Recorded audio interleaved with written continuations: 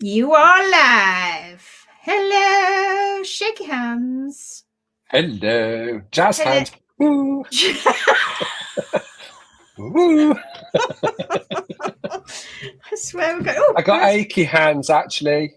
Are they still? Hands. Are they I still? want sympathy. I want sympathy.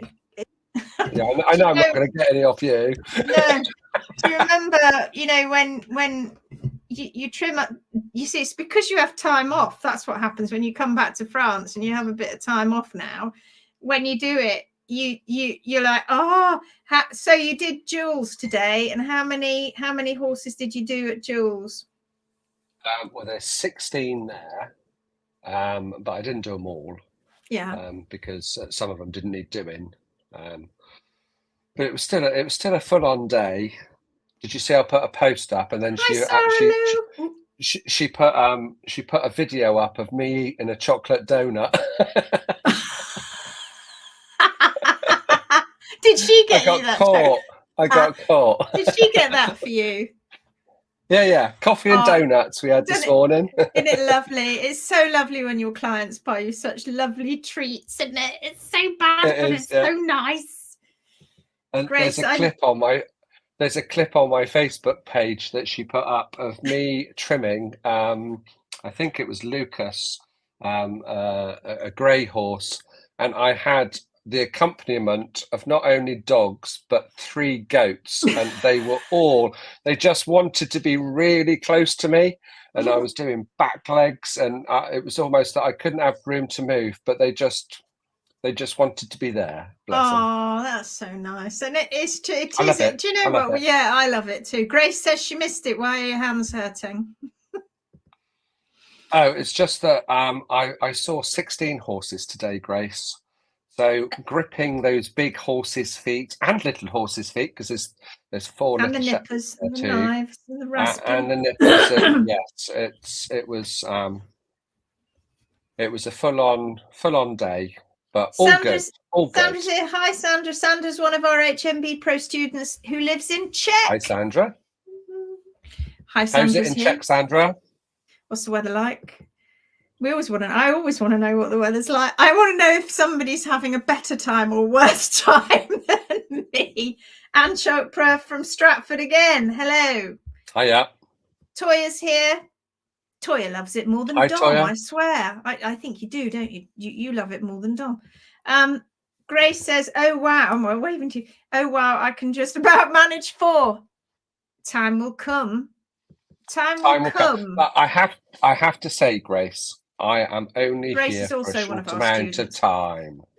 I'm only here for a short amount of time, so I can get through them for a short period of time. But then I have a massive rest. But you would do we would both do those horses in one day, though. You wouldn't go back and do them over 2 days because it wouldn't be worth it. No. You'd still do them in 2 days. Yeah. Hi from Gorsworth Track Livery in Cheshire. Hello. Feels like only 5 minutes ago I was talking to you. Because it probably was. Yes, it was. Sarah says, hi, Kate. Is she here? Is she here with a full complement of her guts that she didn't throw up on that ferry yesterday?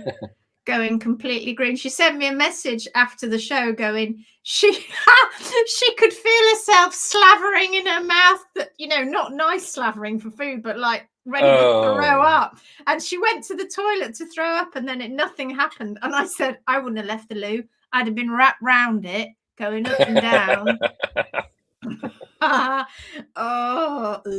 That must have been rough then. Hello from Dryland. Oh, yeah, because I think Kate's a bit more of a sailor. Kate is one of our HMB bros, and she lives in Orkney. Now, for some of you who are watching, Orkney's right up, if you don't know where it is, it's right on the north. It's an island in the North Sea, in the north of Scotland. So you go Scotland, landmass, finish, loads of sea, Orkney Islands, and then loads of sea, Shetland Islands. And Kate was yesterday. Kate's our HMB Pro student who lives on Orkney, and she travelled all the way to the Shetland Islands to trim, bless her. Isn't that dedicated? And on the Shetland Islands We've also got a student on the Shetland Islands as well. So for Sarah, who's thinking about becoming one of our new students, I hope, we're crossing our fingers, that will be the third person we have living on islands around Scotland. You see, it's needed. It's needed. It is definitely needed. Hi from South Wales. Don't know who that is. Maybe that's Ruth. I don't know. Sandra says it's cold but dry. Oh, no, in Czech. South Wales is Shelley Pattinson. Oh, hello. Good to know. Hi, Good Shelley. to see you. Toya says, actually do. Lol. Prefer a bit more than Tom. Because we're all a big family, aren't we? Trisha Ann. Hi, Trisha. Sunny Florida. 10 days. I know I keep saying it's nearly ready, but you have to wait for sometimes for very, very good things. You just have to wait. And I can tell you, it'll be with you. I'm not even gonna say it. It's very close. It's like close. It is close. He doesn't know it's close. I know because I'm putting that last little bit on that I want to put on. Hello, Vivian from Warstein in Germany.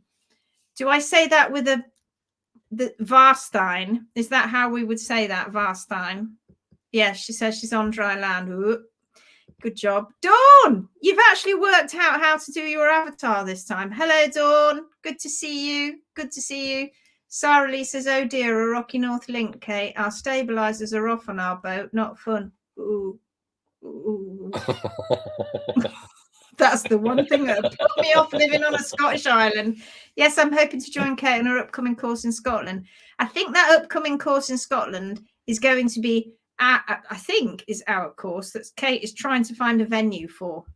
So you'll meet all of us, Sarah. Kate as well. Trisha Ann says, I know it's worth the wait, lol. Thanks for putting up with me. Well, I think actually, thanks for putting up with us. You're putting up with us. frankly. But what's refreshing is in the 10-day challenge, you're not going to see that much of me. It's all going to be him. That's who you're going to see. Mr. Hinton, more than me. You will see me, I think. You'll definitely see us in the group session. And I think I've added a few bonus videos in there of me, but it's not me largely.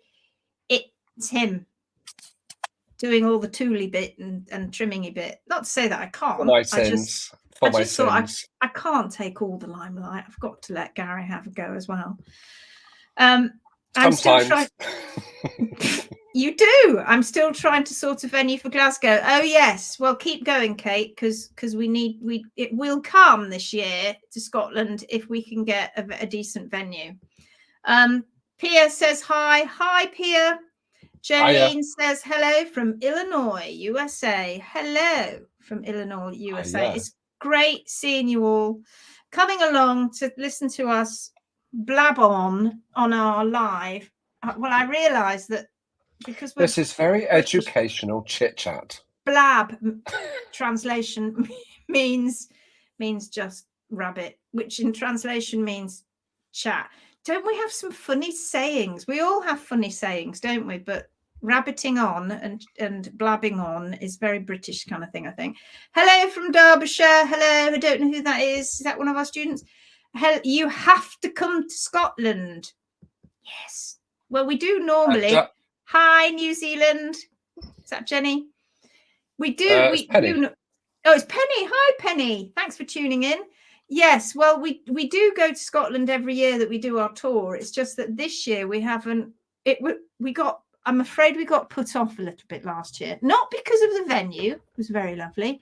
It was just because we bit off a little bit more than we could chew. And it took us 3 days to get to our location in Scotland because it was such a long way. And we didn't even get that far. We were at the Highlands, weren't we? We were in Keith. First year we were in Perth, then we were in Keith. And then we said, oh, we'll go right to the top, where Sandy is. We'll go right to the top. Oh, Kate Ness. Yeah, and then after we'd done that journey, we were like, no, we're not coming back now. Scotland's far too big. And the thing being, when you've got 80 to 100 horse legs, you can't fly. No. So it is a very long drive. A very long drive. Especially when you set off your journey starts where I am right now, which is in Midwest France. It's a long haul all the way up there. That's a long way. And we shouldn't complain. We do this for you guys. We go and travel all these distances. And do you remember, Gary, when we had that mad decision to, well, who decided to do it when we went to Wales? Oh God. Yes, we 1 year we actually decided that we were going to do 2 weekends on the trot, and we went from France. The trip was from France to the UK, which was around Essex, collect our gear and our horse legs, then go to Wales. Then we had to finish at Wales after 3 days teaching, go back to Essex, drop off the legs, pick up another load of legs, and then go up to Scotland. Then once we got to Scotland, we had to go back to Essex to drop the legs off and our kit, and then get back home. OMG. I don't think I've been so tired in all of my life. But they were 2 great workshops. They really were great workshops. But we're never doing that again, ever. No, right. And we said, this will make you laugh, because we went, right, we're going to, right, I'm going to look at trailers, freezer trailers, or cold, what do they call them? You know, what do you call them? Refrigerated trailers. That's it, refrigerated trailers. We thought, we'll look up, and then I'm like, Gary, they're so expensive, these refrigerated trailers. So we took our usual trailer, and we had an old chest freezer, and we put the chest freezer in this trailer and put everything in the trailer. And then when we turned up at the venue, we just plugged it in to make sure that we kept, oh God. And if we, it was strapped down, it was strapped down with ratchet straps and everything. And do you know what? It made a perfect refrigerated trailer. It did. It was brilliant. That was resourceful of us. That was genius. And we do have some laughs. We do have some laughs when we go on these workshops, don't we? We do have some laughs. It is hard work for us and traveling, etc. But when we get on the workshop, it's an adventure, isn't it? It's an adventure. We love them. And in the challenges, in the 10-day and 15-day challenges, particularly in the 15-day, really, we recorded didn't we? Recorded our presentations at these workshops. And I never say the same thing twice, right? I don't think Gary does either, because it just depends on your audience. It depends who's there. It depends on what questions they're asking, you know. So we never say the same thing twice. So I look back sometimes and I think, oh yeah, that was quite good. I might try and remember to say that again. Dawn says, imagine if you got stopped by the police. I know. Although, you know, body parts. It's all above board. It's all above board. But we want to go to Northern Ireland, you see, and Southern Ireland. We did go to Southern Ireland 2 years ago, but the host was able to source some legs for us, but that was a bit tricky. So we'd love to go back to Ireland, Northern Ireland, and all places around Europe, actually, because we can travel to many places around Europe. But it's just the leg. We'll go anywhere, honestly. We'll go anywhere in the world if people can find us enough legs. You see, the trouble is it's enough legs too, because if we have, 20 odd people on a workshop, we don't like to have more than 20 really, because that's a good, well, it's still quite a lot, so we have to have help. If it's just Gary and I, we don't really want more than 15, mainly because we want to give you a really good personal experience with it. But that means if we have 3 legs per person, it soon starts to ratchet up. You have to have quite a lot of legs. And the sad thing is, guys, as much as a lot of people get a bit like grossed out by it as well, but truly it's really respectful with these legs. And we are very aware that there was a horse once attached to those legs. And so we are very respectful. And we give those legs, you know, as much time of our time and discussing them as we can, and you as owners get so much out of it. And if you're going to do the 10-day challenge after the 15-day challenge, if you can't come to one of our workshops, it's really important if you can find cadaver legs, because learning on a cadaver leg, you can take your time, you can make mistakes, you haven't got a horse pulling the leg away and getting bored with you. So we would encourage you to do that. Of course, you don't have to. You can do it on your horse if your horse stands still, but we'd much prefer if you used a cadaver leg. Trisha Ann said it was a documentary. If this was a documentary, I would watch it. Us traveling around and teaching. Oh God, we say some funny things in the car, I can tell you. We put the world to rights, and we get a lot of our business done in the car. You'll go anywhere for a bit of leg. What are you trying to say, Tara? She might be meaning me. I was saying last night, when my horses go, I will offer their legs for training. That'd be very kind of you, but the trouble is with our HMB pros, the legs are just, there's nothing to do to them because they're just marvellous.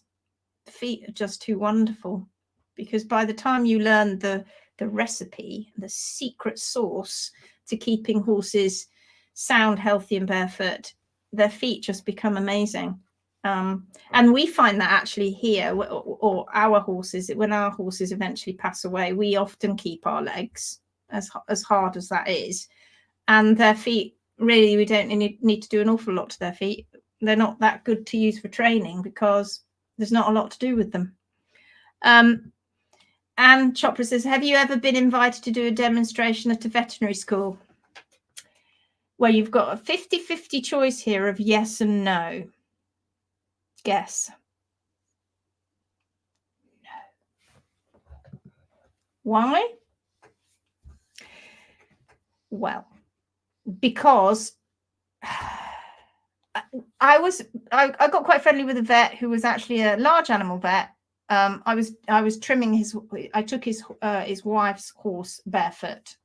He did a bit with horses, but it wasn't really horses, but it was his veterinary practice, and he was so blown over with what we were doing that he spoke to a number of his colleagues at different practices, at different equine practices, and he said, you have got to do a session with these guys, because they are teaching me stuff that I've never known, and that we didn't learn at university, at vet school. So you've got to learn from them.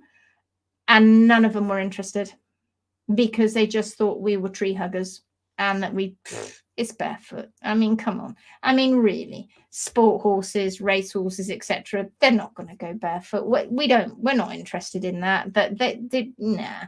And now, and that was some years ago, sadly. And now, of course, we've got barefoot at the Olympics. I remember many moons ago when I used to first go on Facebook and we'd talk about barefoot, and we'd say every single horse in the world can go barefoot. So we hear people say it all the time. They can't.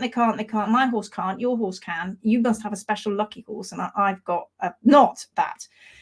But the truth is, all horses can go barefoot, but not all owners, because not all owners can manage to put in the time and the effort and the education, to be fair, that's needed to be able to take your horse successfully barefoot. And it's not about just taking the shoes off, is it?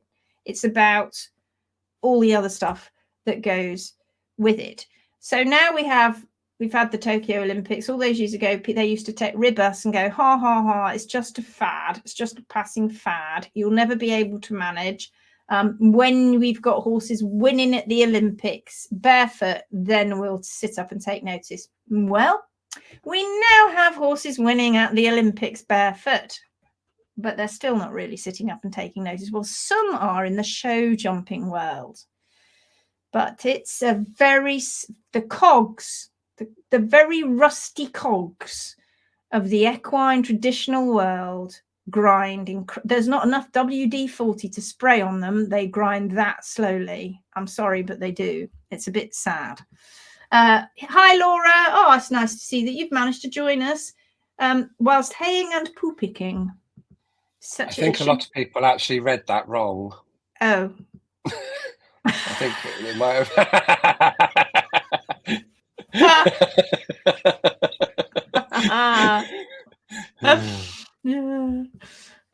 Sarah says, yeah, never thought of that. She's thinking about those hooves. And I know, right? I know. It's sad. We had a farrier that came on our. We don't have many farriers. I think we've taught 3 farriers over the years. One farrier came to the Island workshop, an Irish farrier, and he loved it. He'd stopped doing farriery because he'd got so sick of it. But my, oh my, we learned some interesting things off him. He told us some interesting things that he had been told for the reasons that he did various things in hooves. And he sat there, and one time, tell us the story of what happened when you went over to trim with him one time, and he was busily going away. Was it trimming? Oh, which one was this? I've forgotten. Oh, this was Spinning Ireland, and you went over, and he was going, and he said, "You don't want me to trim this, do you, Gary?" Gary said, "No." I said, "No." Well, first off, he actually just went into muscle memory. Yeah. He just went straight back in. First leg, he went straight back into. So we talked through everything, just like we do in the 15 and the 10-day challenge. It's all very methodical, and this is what you've got to do. And of course, from a horse owner's perspective, they've never done it before. So guess what? They just do as they're told. They do as they're told, so they don't know. They do as they're told because they don't know any different. So when you end up getting somebody that's used to and worked with hooves for so long, I totally get that you just go into muscle memory. And the foot was filed completely flat, ready for a shoe, and the toe had gone, and then we went up to him. I think they left the heels, yeah, and the bars were overgrown and not trimmed back to the hard sole plane. And you sort of, and he was such a good sport. He really was. You sort of go up with a bit of a grin on your face and said, "Haven't you listened to a word I said? Did you not watch my demo? Go and get another leg and try again." Yeah. And he said, "This is," and he had just admitted it's so hard. So I suppose I can sympathise, because when we're on our workshops and when we chop up and dissect some of the hooves, we actually trim half of a foot wrong to how very commonly that it is trimmed. That's right. We try and do that. So half the hoof is trimmed one way and half the hoof is trimmed another. And even for us, doing it wrong, or what's wrong in our minds, is really hard. It really is. So I get it. And which is why it makes it. I'm just trying to look for a picture. It's why it makes it so difficult to for people to change, because of course it would really be very hard for them to change, because they've got to think of how do I stop doing what I'm doing, and how do I then manage to get to get what you're asking. How do I manage that when I'm so used to doing it this way, and don't even think about it. He went away, and he was so appreciative of our time. We took the mickey out of him. He was such a good egg, wasn't he? He was such a lovely man. But at the end of it, he said And he said, and I was at the top of my game, and at the end of it, he said that, and he said it to the whole group, not just to us. He said, if I'd have known then what I know now after those 3 days, I could have saved a whole load of horses. And then we're not just talking a handful. And he said, now that is something that I've got to live with.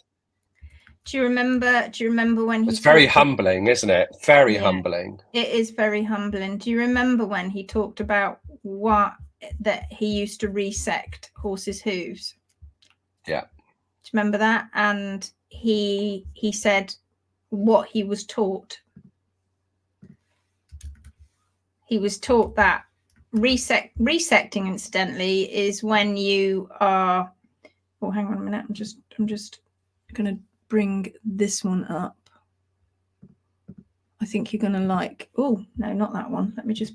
Sorry. Just found it and then I've lost it again. Half. There it is.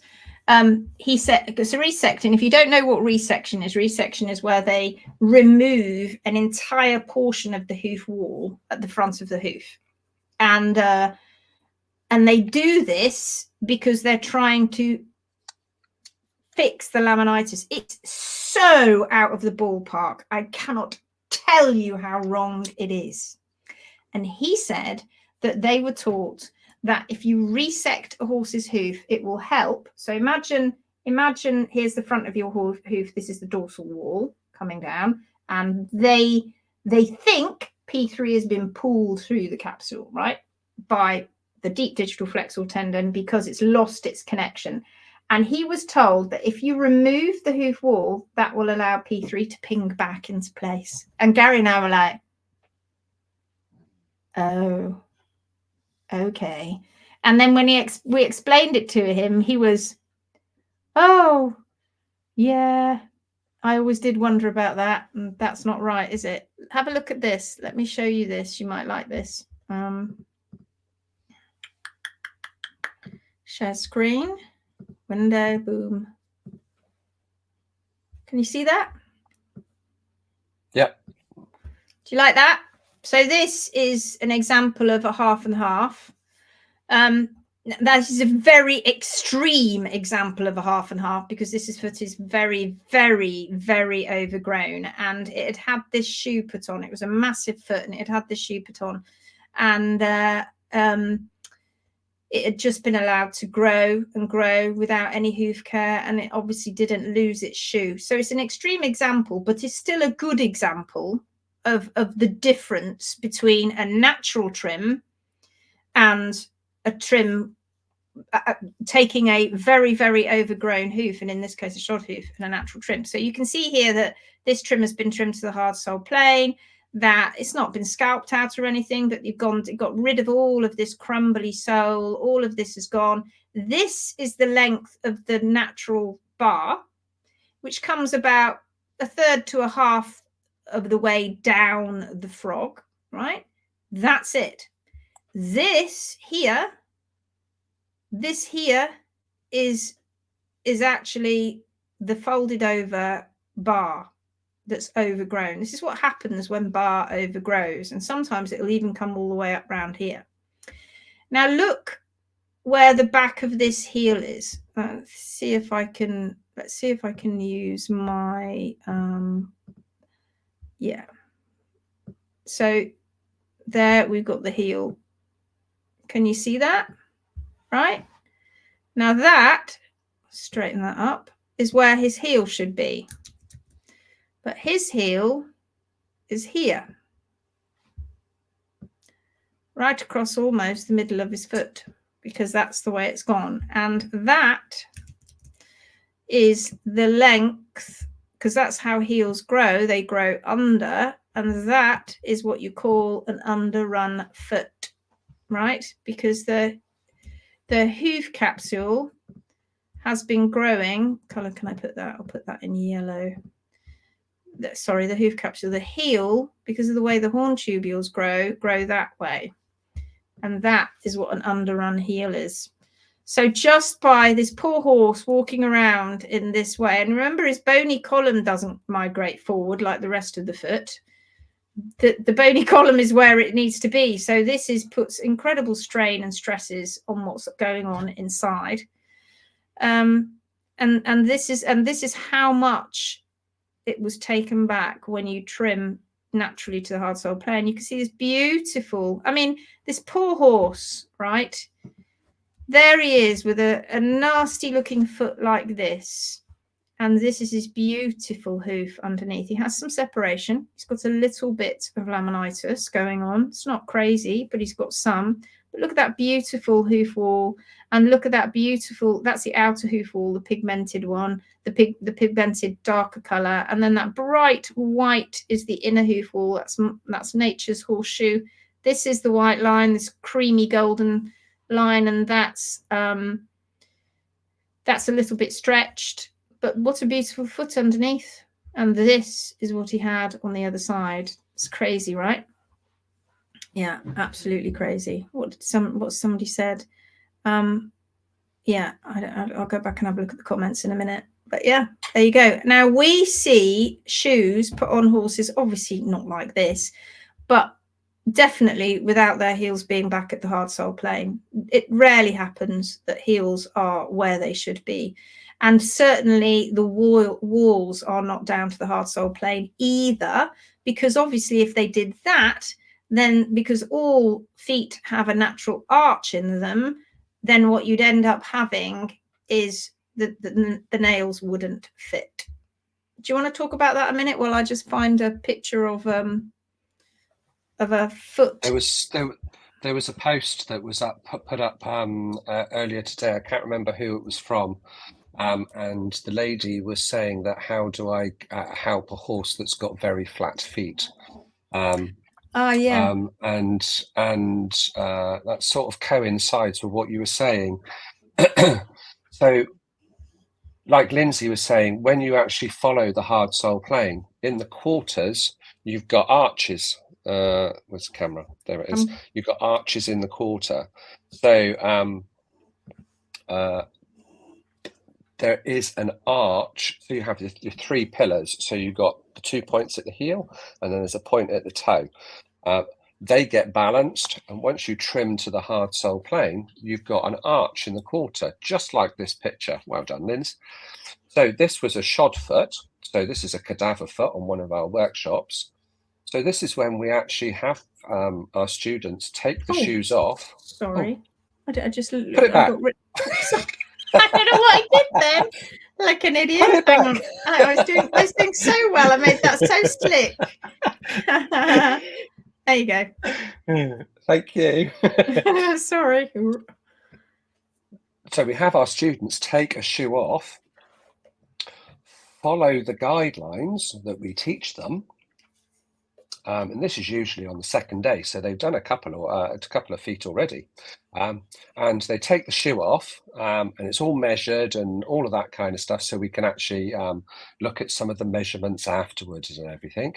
And then you follow Mother Nature, and you do what you need to do. You follow the hard sole plane, and you can see there's a natural arch in the foot. You see how that shoe's been placed back on that foot, and you've got a nice gap underneath. Now those arches create strength and support. That's why we make bridges out of arches. And if you were to go inside the foot, so very often we notch hooves. So when you get inside, even if the sole looks flat, you've got a healthy arch inside every single foot. Every single foot. Does everybody want to see a gory picture? If you don't like it, well, it's only. You can look away. It's only a little. You can look away if you don't like. It's a little bit of blood. It's a little bit of blood. Let me. I'm surprised we can't share. I need to work out how to share lots of. There you go. Look away if you don't like it. Look away. Look away. Look away now. So what you can see on the right hand side is basically the sole. On the left hand side, oh, now you turned it upside down. There you go. There we go. Now that's the hoof sort of like up the right way now. So can you see that bright white line there that's going up and in that arch? That's actually your waterline, which is nature's horseshoe. Can you see how that is really strong and creating those arches? And that's cut from the front of the foot going back in, and just where you see the bit of red, that's the lamina leaves, and just behind there is the pedal bone. So you can see once you actually get in there, there is arches inside that create strength. Now, if you've got a flat-footed horse, or it looks flat-footed, as long as it's trimmed to Mother Nature's constant and it is sound, there is nothing to worry about. It has enough concavity for that horse. You can't carve concavity in. Also, with the amount of hooves that we have dissected, looked at pedal bones and all of those things, the pedal bone itself that is in the foot has somewhat concavity in it. But some pedal bones have more concavity than others. So it would make sense that some are slightly flatter than others. It's again, there's no one rule that fits all, because the horse will grow the foot that it needs. We just need to follow Mother Nature, because she is absolutely amazing. And we've gone away from that. That's right. And do you want to have a? Do you want? Let me have a look, see if I can get a nice image of. Do you want to have a look inside a foot? Do you want to have a look at a sole? Oh yeah, go on then. We never know where these lives take us. No, we don't plan anything. Just how the questions come. Oh, I can add another one. I've just seen it. Oh no, I can't. Oh, well, share screen. Oh, I thought. I don't know. I think I probably can. Here we go. So you go. So this is. Well, you explain it, Gary. So this is the underside of a foot that I've actually chopped the hoof wall all the way around, and then I've pulled the sole off. So and the hoof capsule. What you're seeing, and the hoof capsules come off and everything, but you're just looking at the sole right now. So this bit of what you're looking at is the frog corium. Here. So you can see it's almost like a little bit velvety, because you've got the little papillae that create the frog material. Oh, that's brilliant. Can you see how it's almost like velvet? And they look more, as soon as you actually take it off, it looks much more hollow. But as soon as you take it off and it gets to the air, it all goes a bit hairy. That's right. And every single one of these are papillae, what we call papillae. And every single one of them sits in their own little hole, in their own socket. And these here on this white bit, this is what they call the frog stay. And this is all the papillae here that creates the frog horn. All right. Yeah. And this is what's so brilliant and beautiful about nature and about biology, is it knows when it needs to change, because these papillae create this very special horn, which is the frog horn, which is quite flexible. It's not hard like the solar horn, and yet look how it starts to change, and it goes into the papillae on the sole. Now, some of these papillae look as they've gone all sort of, they look mushy now, but they did look like this, and they've all sort of sat down, and you can probably see some of them still standing up here. So it moves, it transgresses from being frog horn into sole horn, but biology knows how to do that. Now, I'm not going to frighten you here, but these papillae, these incredibly delicate papillae, these sit, like I said, sit in their own sockets, and these create the solar horn. And you can just see, actually, if I if I blow that up, can you see there's a bit of sole here where that's kept, where he's chopped it, where the sockets have been, you can see the sockets, you can see the holes. Each one of those holes has its own papillae, which are all there underneath. And this, if you think of a sole, is around about, well, it can have varying depths depending on the horse, and especially poorly horses can have quite thin soles. When a person, professional, goes to dig an abscess out of the bottom of a horse's foot, this is what they can touch very, very easily and quickly. And in fact, some people aren't happy until they've drawn blood. Well, they'll only draw blood if they damage this dermis here. This is what they call the dermal layer of the sole, or also known as the sole corium. And it's very, very easy to damage. You damage those papillae, the chances are they're not going to repair in the way that they were before. So that's interesting. So what you're looking at here is that this is the shape of P3. This is the coffin bone, right? You can see this. Let me move it over. You can see this shape of the coffin bone. Now look here. Look at this. There's a little bit more material that's been left there, but can you see this dip? Does anybody know what that dip is? You get a prize of me just clapping, because I can't give you a prize, but does anybody know what that dip is?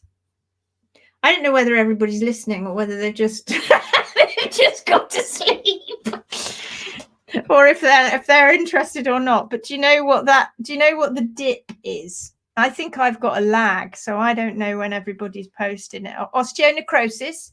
No. Good.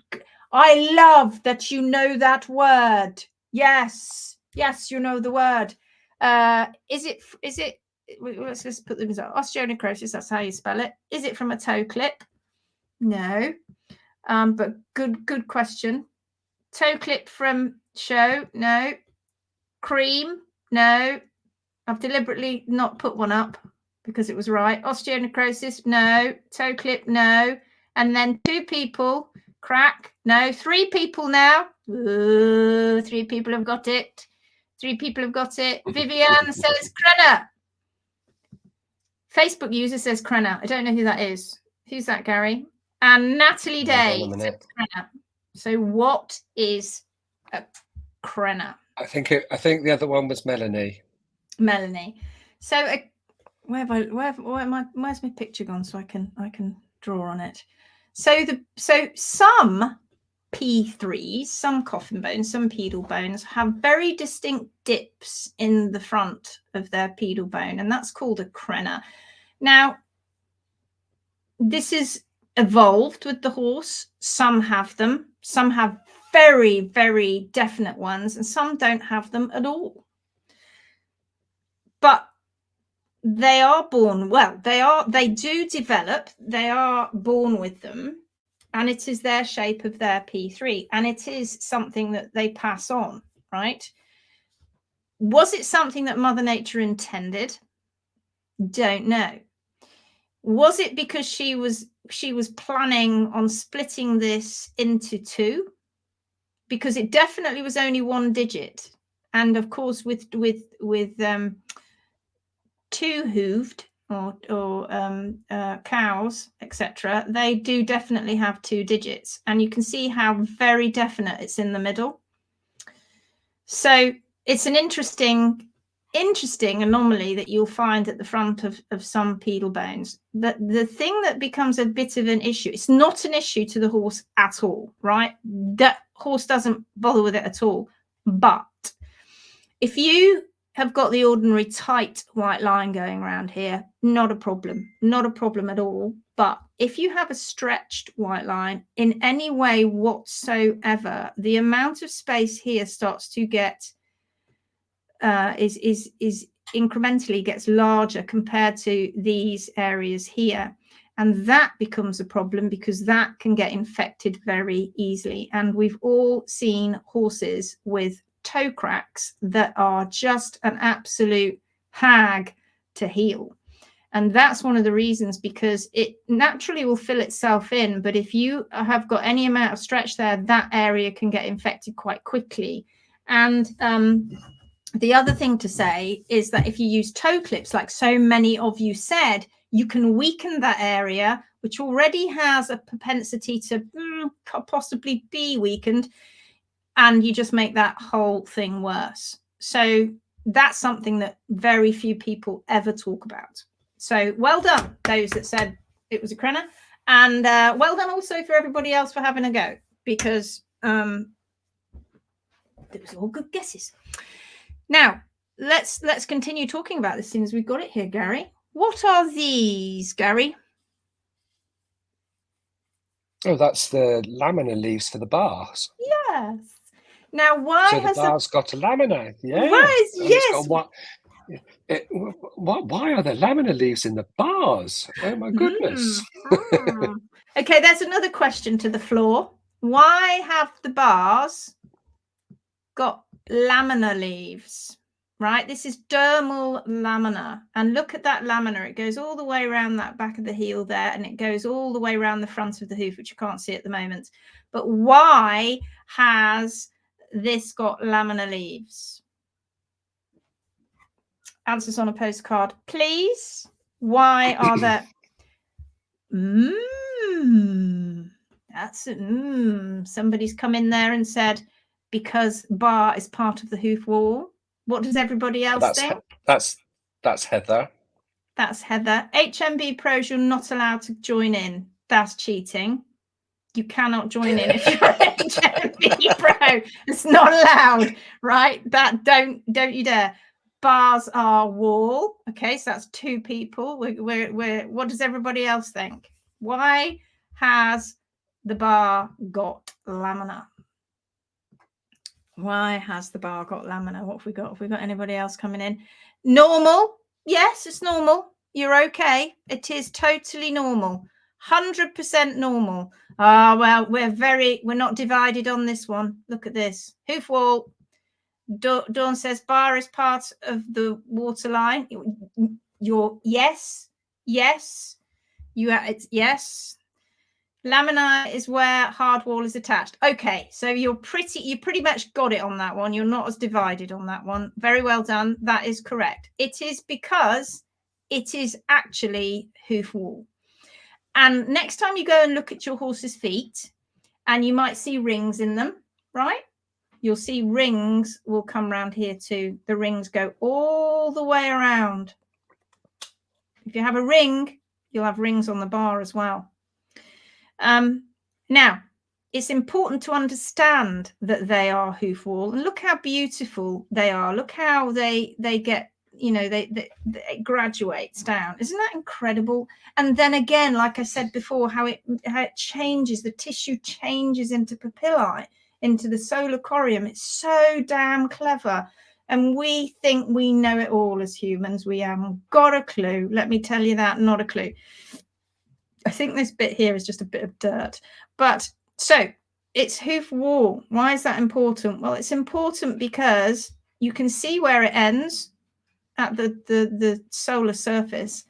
It is not meant to grow above the hard sole plane, just like the rest of the wall is not meant to grow above the hard sole plane, because what happens when the bar wall grows above the hard sole plane? Now, normally with wall, it just grows longer and then snaps off, often at the quarters when the horse doesn't want it. But with a bar, it grows up, up, up, up, over, over, over, and it gets crushed. And then you get dirt and rubbish underneath it, and it invades itself deeper and deeper and deeper and deeper and deeper, and it goes in here and creates the gold standard of all abscesses. Bit delayed there, Gary. Abscesses, which will root itself all the way down. Infection, nasty infection, nasty infection. pathogens having a party in here. Nasty, nasty. Party. All the way down here, look, it goes, and then it plays around here for a while. Horses like, cannot put my heel down. Ow, ow, ow. Can only walk around on my toe. Hurty. And it gets to this point here, and then it goes, pop, and pops itself out the back. And we see that all the time because people don't trim bars properly. They let them grow up and fold over. Dirt gets trapped underneath. Apart from the fact that that is not good for this laminae, because the wall is folding over, and that's putting, without a shadow of a doubt, strain and stresses on this area here. So this can't do its job properly. And what is its job? Not for grip. No, people who say bar is for grip. Its job is to be, well, it's there for a little bit of flexibility at the back of the foot, but Mother Nature had a bit of a problem, right? Mother Nature said on her board meeting, there she was in her board meeting when she was creating the horse's hoof, and she sat there at the head of the table and she's saying, right then, I've got this idea for this incredible thing I'm going to call a horse's hoof, and it's going to have one digit. And the rest of the board are going, is she mad? Has she lost her senses? One digit? How can they walk around on one digit? She's going, aha! But it's going to be clever, and it's going to have a hoof wall, and it's going to go around, and it's going to have a sole. And then somebody pipes up and puts their hand up and goes, a bit frightened really of Mother Nature because she's quite formidable. So she puts a little hand up. She's little Lucy sat there at the back, and she says, Mother Nature, can I say something? And Mother Nature looks at Lucy and goes, yes. How, if you're going to have a hoof wall all the way around the foot, how are you going to finish it off without it just pinging open all the time? Mother Nature stares at Lucy and goes, do you know something, Lucy? That's a very good point. I hadn't thought of that. What are we going to do? And then Henry sticks his hand up and goes, I've got an idea. We can finish it off as it goes towards the sole, and we'll call that, and John pipes up and goes, bars. That's what we'll call it, bars. And then everybody goes, oh, yes, thank you very much. And there's a nice cake, chocolate donut, and they all pat each other on the back, and a nice drink. And that was how the foot was designed, because you've got to finish the wall off. The wall can't just stop here. It wouldn't work, right? Every time the horse put his foot down, it'd go ping. But if you've ever tried to tear a hoof capsule off a foot, which our HMB Pro students have many, many times, it's not easy. And I'm sure many of them that are watching tonight, including Laura, would be like, no, it's horrendous. So you have to kind of chop into it. We did a pretty good job here, whoever did this one. I think this was the students. Look, because I can see nice studenty chaps there. So I think I'm sure it was me. No, I think this was the students. I'm sure it was me. No, they've done a flipping good job, and it's not easy to rip all this off. It's not. But yeah, so there you have this beautiful, incredible feat of engineering that we have here. And these papillae down here, look, these big long papillae. Do you see how much longer they are? Do you see how long these are here? And these really long. Well, these are the papillae that are going to be creating the bulbs, and also there's the periopal that's coming around here as well, which is just up here. So it all of it works together, and it is just the most incredible thing. And underneath all of this, oops. Oh, don't look, I've got the whirly wheel of death. Underneath all of this here, wedge shaped, and all here in this wedge shape is the digital cushion, the frog subcutis, the frog's fatty layer. And that's why because if you put your finger here, and you pressed, it would feel kind of velvety, but it wouldn't move. It wouldn't do anything. But if you go over here and you put your fingers, it'll go, ooh, boing, boing, boing, because the whole of this area back here has a digital cushion underneath it. And this is an important thing to understand, because do you see this here, which is the frog sulcus? If this gets infected with thrush and these heels get contracted. I mean, that's nasty, isn't it? Think when you're contracting heels, the heels got to grow off this solar corium, which is off this P3. So if you're contracting heels, what else are you contracting down there? Think about it. It's bad, isn't it? And that's what Shu does. So the central sulcus, when that gets infected, that goes all the way into the digital cushion. And the digital cushion, because it's made up of fibrocartilage, is a very specialized fibrofatty cartilage. It's a very specialized material. It can scar. And we have known horses who have been quite sound, but lame at trot and not appearing to have anything wrong with their feet. And when you x-ray, you can't really see anything except a little slightly radio opaque area in the back here. And that's scar tissue, dense scar tissue in the digital cushion. It's funny, isn't it, where it takes us, these lessons. Well, not really lessons. They end up being lessons, but they're only meant to be chatty lives, really. Sorry about that. Couldn't help myself. I'm a nerd. I'm just a nerd. I'm going to go all the way back now. Blah, blah, blah, blah. Sarah says, can I ask you? Oh, right back here. Can I ask, how do you do the Mustang roll? I've watched videos, but not sure what I'm looking at. I know you say to come from underneath. I'm not even going to tell you that, Sarah, because you're about to join the 15-day challenge and potentially the 10-day challenge if you want to be an HMB pro, and you're going to find out it all. I suggest you get on there at ASAP and you're going to find out, because that's what we teach you. Vivian says, aren't veterinary schools are stubborn on these topics? Yes, but time will tell. It's coming.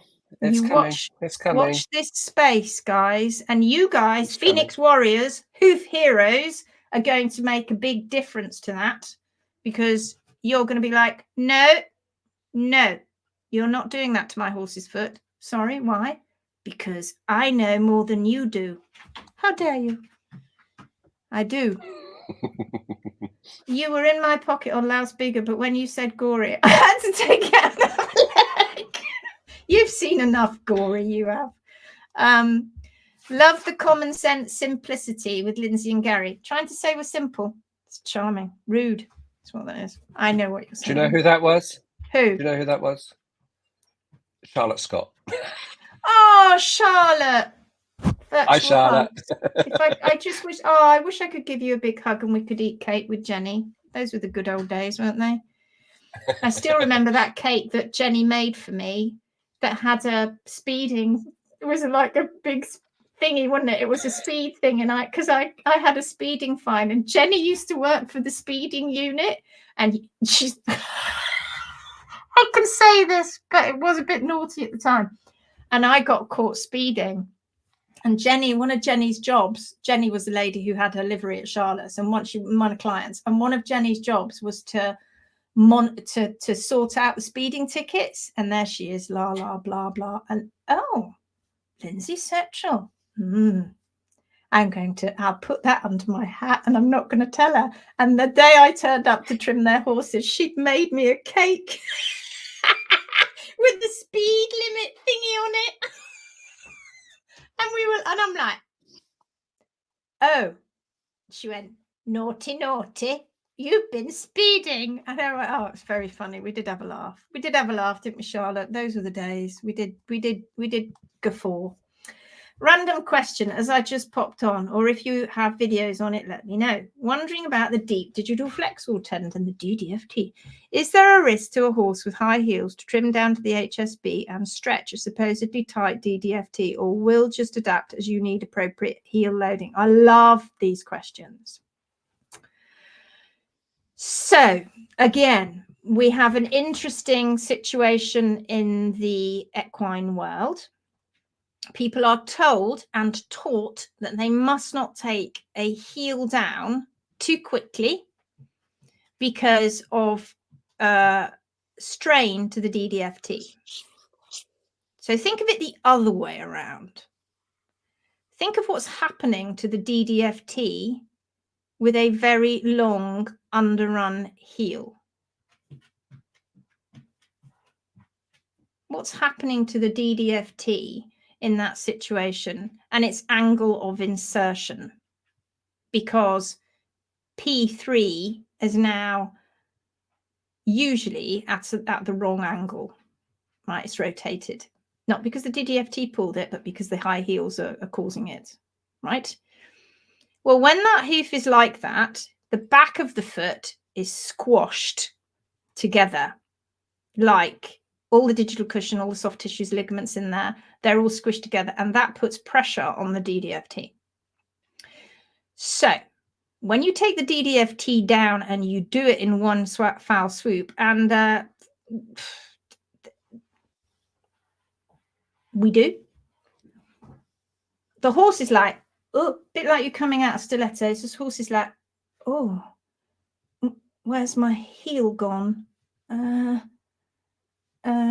Give it how long, Gary? 5 minutes? Oh, 10 minutes? Yeah, not long. And they go, yes, they notice it's a difference, but it's a difference that's better. It doesn't bother them at all. They go, oh, 24 hours, not even that, not even an hour, and they're like, la la la la. It's a bit of a myth. And I'll tell you what, I'd be interested to know the people who created that myth, who said that if you take, I think that came from contracted tendons, because when foals are born, sometimes their tendons can be contracted. That's a different thing, right? That does happen, contraction, but that's not what's happening when the heels are high. That has not happened unless you definitely have got a contracted foot, and that is different. And I'm not talking about the heels contracting, I'm talking about the tendon, and that is connected, of course, to a muscle, and that's where the problems lie. But we're not talking about this. We're just talking about ordinary high heels on an ordinary foot that hasn't got issues. And yes, you can. And I think many times when we're told you can't do this, so you can't trim heels down to the hard sole plane, you can't leave toes because horses will trip, you can't take bars because horses need it for grip, and lots of things. God, there are loads of others as well. The things that we do, of course, they say these things. Oh, there's another one, not to do with the hoof, but you can't feed horses mixed meadow hay 24/7 because in 2 years' time they're going to drop dead, right? It's not going to do them any good without supplements, that is, of course. And all of those things, these people never do, never, because if they did, like we do, they'd go, oh, actually, that's a bit of a myth, isn't it? Clearly, because the horse is fine. So the horse can survive on just mixed meadow hay alone with a salt and mineral block without supplements. 99% of them, because most of them are overfed. The ones that can't, you have to go some to get the right sort of things into that horse's body. And I'd rather see a horse deficient that we can then sort out than a horse that's toxic. That's, God, I'm always going off on tangents. Yeah, don't know where that went. So yeah, you can answer to that question. It's fine. So amazing. It is. Right, now let's move on quickly because we're not going to stay on as long as we did last night. Some humans are born without a palmaris longus tendon. That's the one that goes on the foot, isn't it? Because humans do not need them as they don't walk on all fours. I wonder if it is similar. Well, okay, I've got another. This is like quiz night. All right. How many tendons are in the horse's foot? Don't go Googling it because that's cheating and no HMB pros are allowed. How many tendons are in the horse's foot? Is anybody answering? Not yet. How many tendons? How many tendons? How many tendons? We're going to do the whole thing. You know what's coming, Gary. How many tendons? How many tendons? Vivian's on it. She's on it tonight. 2. They're Googling. 2. Two. That's You're not Shelley. so divided. Yes, 2, Lindsay. It's 2. What are those 2? Go on, Gary. What are the 2? The deep distal flexor tendon and the extensor tendon. One at the front. One at the back. One at the back. And they work like this, like pulleys. It's almost like a pulley pivot. Yeah. No Googling. And well done, Vivian. Well done. And how many tendons are there? And how many tendons are... No, stop. How many muscles are there in a horse's foot?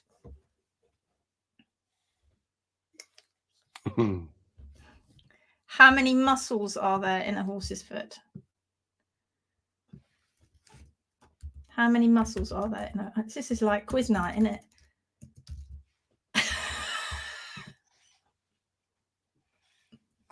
Oh, who said that? I'm waiting for the name to cut out. I can't. The Facebook user is Charlotte. Oh, look, we well got done, Charlotte. 0. None. In the foot hoof itself, none. God, you lot are too good. You don't need us. Oh my goodness. You don't need us. Do you know they're very studious and they've been watching It's Not Rocket Science, I reckon. They're watching, and some of them have been to that. So none. And the challenges. All right then.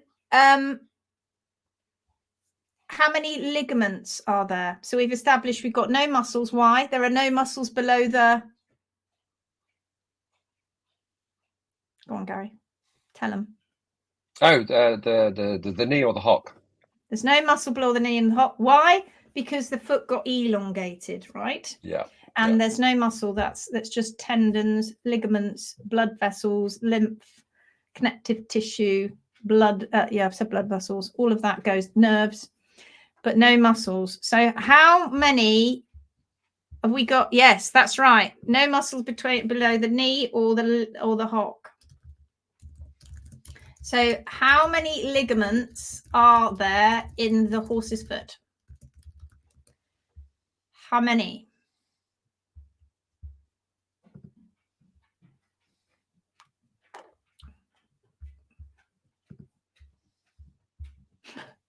And I'm going to answer it for you. Quite a few, actually. There's a few. I'm not going to name them all, but there's a few. We're not going to talk about all of them. But so that's what we've established. We have got 2 tendons, no muscles, a few ligaments, and how many bones? How many bones in the horse's foot? I'm going somewhere with this. Go on, Gary.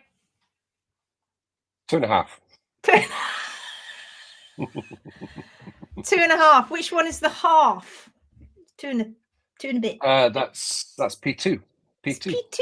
We had a P2. I had a horse called P2. It's weird when you did. P2. So you got P2, the navicular, and the pedal bone. P3. Yeah. So 2 and a bit. So we've got navicular, we've got pedal bone or coffin bone or distal phalanx, whatever you want to call it.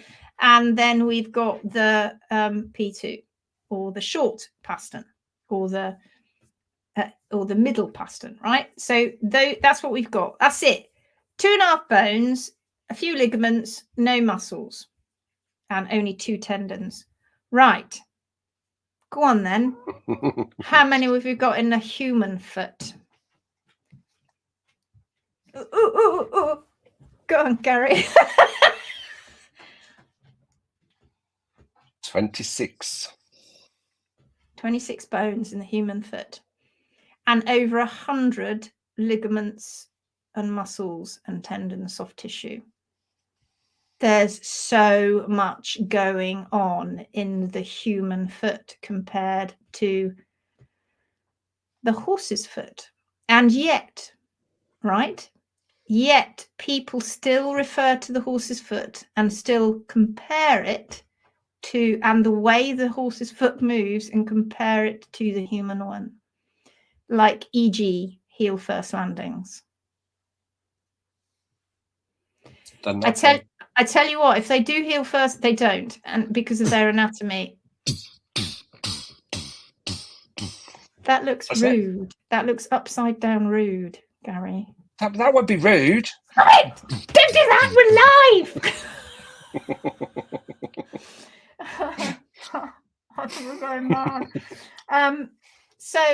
Yeah, right. So if anybody thinks that horses land heel first, they don't. And if you see a horse landing heel first, there'll be a reason for it, and it will be because they've got heels that are above the hard sole plane, or they've got a shoe on, or they boots, etc. Because it's a different anatomy. And if a horse was to land heel first, well, they'd be different to every other ungulate, odd-toed ungulate that they are part of the family of, and even-toe ungulates don't either. They all land flat too. Even your cat and your dog, all these four-legged animals all land flat. So final question to the floor tonight. Which animal that's four-legged lands heel first like a human and doesn't change gait when it runs? No, you're not allowed. Doesn't change. HMB Pros, you're not allowed. Doesn't change gait when it runs. It just runs faster in the same gait. And it can't jump. Which four-legged animal? Laura, you're not allowed. You're a student. Don't anybody look at Laura's. Oops. She went, oops. I think she'd already typed return before we said no HMB Pro students.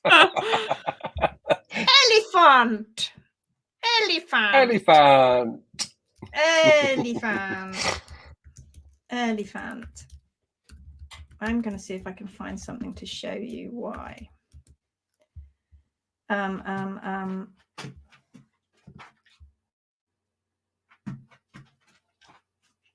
Yeah, I'm going to show you this picture.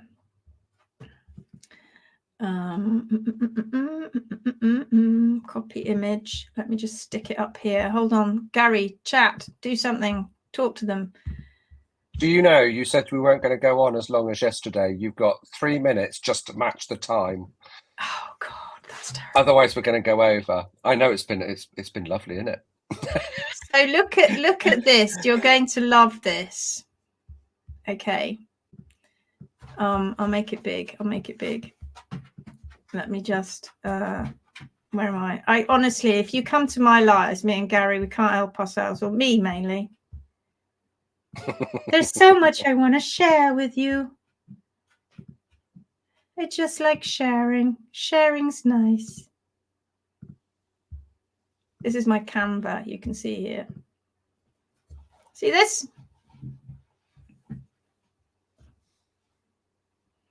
You see it? Yeah. That is an elephant's foot. That is a human foot. Look at the similarities, okay? This is called the, remember, Gary? Calcaneus. Yeah. And look where the elephant's calcaneus is, right here at the back, which is why he lands heel first. All right? Very similar foot layout. Can you see? And you see the tarsal bones. All of that is so very similar. Now, what final question? I just said that it's final question. Here it goes. The reason that they land heel first is because their calcaneus is all the way down here. Now, normally without a stiletto heel, of course, our calcaneus is on the flat ground. Where is the horse's calcaneus? Which is effectively, the other name for that is heel bone, which is where the where's my camera gone? Oh, it's gone. Which is where the Achilles tendon, which is just here, attaches to here. So what? Let me come back to you. Laura's come up and says, "I'm not answering." Well done. Very good. Hey, you've even spelt that correctly, whoever that is. It's very good. Marvellous. It is, in fact, well done, the hock. And where is the hock in the horse's leg? Halfway up the leg. and in your cat's leg, and in your dog's leg. Halfway up the leg. It's halfway up the leg. That's their heel. That's their true heel. They don't land heel first. First of all, they don't have a true heel, and they don't land heel. So when anybody asks you, says to you, "Oh, your horse has got to land heel first," first of all, it actually looks like it's landing heel first to the naked eye, but when you put it in slow motion video, it actually lands flat, or should do, as long as it's trimmed correctly on a flat surface. Yeah. And pretty much every other four-legged animal, apart from the elephant and sometimes a bear, they all land flat. So why do we think the horse would be any different? Doesn't make sense. No, of course, on undulating terrain and on hills, etc. Oh, it's going to be different. But we're talking about on a flat. On the flat, solid surface. Right, there you go. Have you enjoyed that? Did we enjoy that? It was a bit different, wasn't it? We're coming back again tomorrow night and the night after and the night after. Why? Just to remind you, we are doing a personal challenge, Gary and I. A personal challenge to go as long as we possibly can, doing 2 lives a day. 1 live in the Phoenix group, and I do 1 quick live on the HM page. Gary and I are going to do this every night for as long as we can. Why? Because if we can challenge ourselves to give you as many nuggets of information that we can, then it's only fair that you do your bit and you challenge yourself to learn more about horse and hoof care and get on our challenges. And I can tell you that everybody that's gone on them and that goes on them loves them. They absolutely love them. We'll get some reviews, I think, and get them into the Phoenix group. So if you are wavering and you don't know whether to take it, will it be just like every other hoof course, every other horse course in the world, boring and dry and either over my head or under my foot? Is it going to be poo or is it going to be great? I can tell you, and I know I'm blowing smoke up our own backsides and blowing our own trumpets, but it is shockingly incredible in compared to anything else on. You won't find anything else. You go through the 15-day challenge and the 10-day challenge, and it will be your guidebook that should have come with your horse for your future reference, for to keep your horse healthy, barefoot and sound for the rest of your life. And if you've got hoof problems, my God, you need to get on it ASAP, because you're not going to learn this stuff anywhere else. This is years of our knowledge that we are imparting for you, the horse owner, at a ridiculous price. So go and find out about it, because the links are everywhere, because you need to get on it if you are going to really accelerate your hoof learning. Anyway, that's it. Going to leave now. We're leaving now, Gary. I think it was 1 hour 15 minutes yesterday. It's 1 hour 18 minutes today. But haven't we had a ball? Hasn't that been interesting? Have you enjoyed that? It has been good. interested, yeah. But because we didn't go through any posts, I got that to do now. Sorry. But that's fine. That's fine. Sorry. You should have reminded me. You should have reminded me. No. But we needed to go down this route. We did. Wherever it comes, it will take us. Wherever it takes us. Bye. Anne says thank you. You're welcome. Hope you enjoyed it. See you again tomorrow night for another installment of Lindsay and Gary's show. Bye. Take care. Take care now.